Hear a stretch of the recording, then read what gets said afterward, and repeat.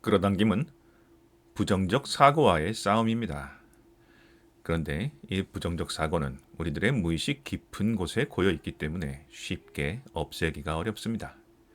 오늘은 이 부정적 사고를 걷어내고 평화롭고 긍정적인 상태로 원하는 것을 쉽게 끌어당기게 만드는 생활 습관에 대해 말씀드리려 합니다. 일정 시간 노력이 필요하겠지만 일단 습관이 되면 삶의 질이 훨씬 더 좋아지실 겁니다.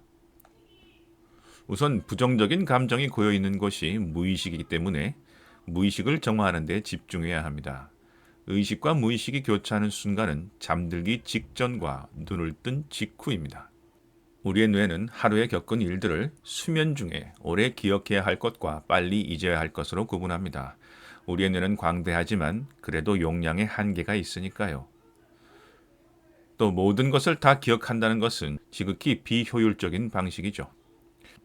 그런데 우리는 어떤 기억을 장기 기억으로 보존할까요?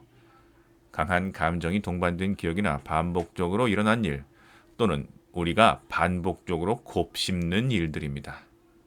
뇌는 이것이 우리에게 중요한 일이라고 생각하게 되는 것이죠.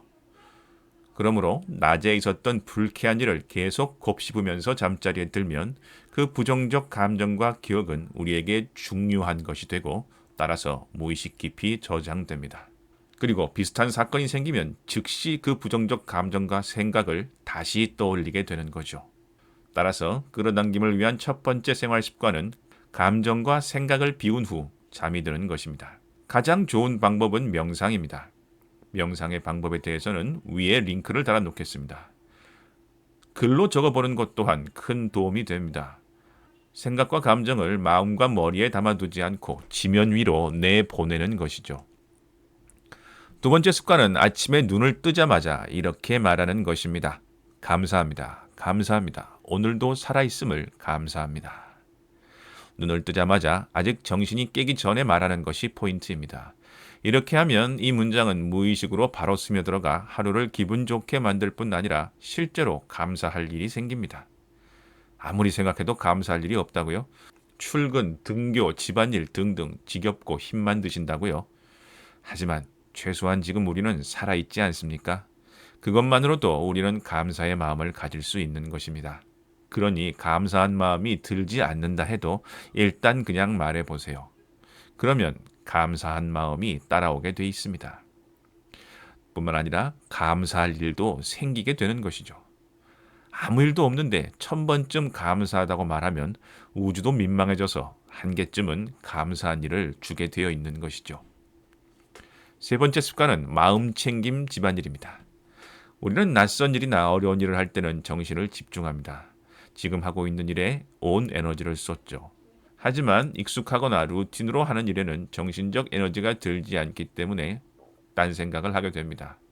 특히 청소나 설거지 같은 집안일을 할 때는 딴 생각에 빠지기가 쉽죠.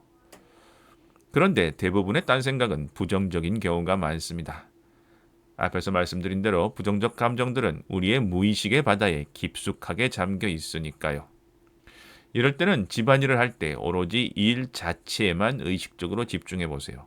설거지를 한다면 물이 쏟아지는 소리, 그릇이 부딪히는 느낌, 세제의 감촉 같은 것들에 온 감각을 집중해 보는 것입니다. 샤워를 할 때는 피부에 닿는 물의 감각, 물소리, 이런 것들에 완전하게 감각을 집중해 보는 것이죠. 아마 놀랍게도 마음이 차분해지고 머리가 맑아지는 것을 경험하실 수 있게 되실 겁니다. 이렇게 매일 반복적으로 하는 집안일을 마음 챙김과 현존의 수련 시간으로 바꿀 수 있다면 별다른 노력 없이도 삶의 질이 좋아지실 겁니다. 네 번째는 부정적 언어의 사용을 멈추는 것입니다. 특히 절대 남의 험담을 하지 마세요. 생각해보면 원리는 간단합니다. 내가 남의 험담을 할 때 그 험담이 그 험담의 대상에게 즉시 전달되나요? 아닙니다. 그 말을 듣는 가장 첫 번째 사람은 바로 자기 자신입니다. 그 부정적 언어들, 공격적인 표현들은 상대방이 아니라 나를 먼저 상처 입힙니다. 분노 또한 마찬가지입니다. 부처님께서는 분노는 남을 죽이려고 내가 마시는 독이라고 하였습니다.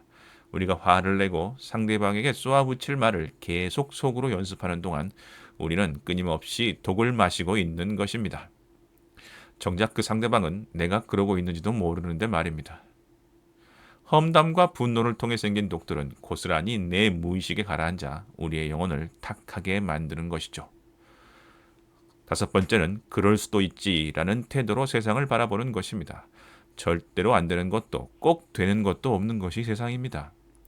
그런데 자신만의 프레임으로 세상을 판단하고 기대하고 일이 잘못되었을 때마다 상처 입고 분노하는 것이 바로 우리들의 모습입니다. 아무리 어처구니 없는 일이라도, 아무리 부당하다고 생각되는 일이라도 그럴 수 있다라는 태도로 바라보는 것은 참으로 중요한 일입니다. 세상의 배신감을 느끼는 사람에게 마음의 평화는 찾아오지 않습니다. 다른 사람의 잘못을 일일이 지적하고 고치려는 사람에게는 똑같은 화살이 자신에게 돌아옵니다. 하지만 어떤 일이든 그럴 수도 있다 라고 생각한다면 우리는 평화를 얻을 수 있습니다. 그러니 그래 뭐 그럴 수도 있지 라는 말을 입버릇처럼 달고 살아보세요. 이상 지당한이 전하는 저절로 끌어당기는 5가지 생활 습관이었습니다. 감사합니다.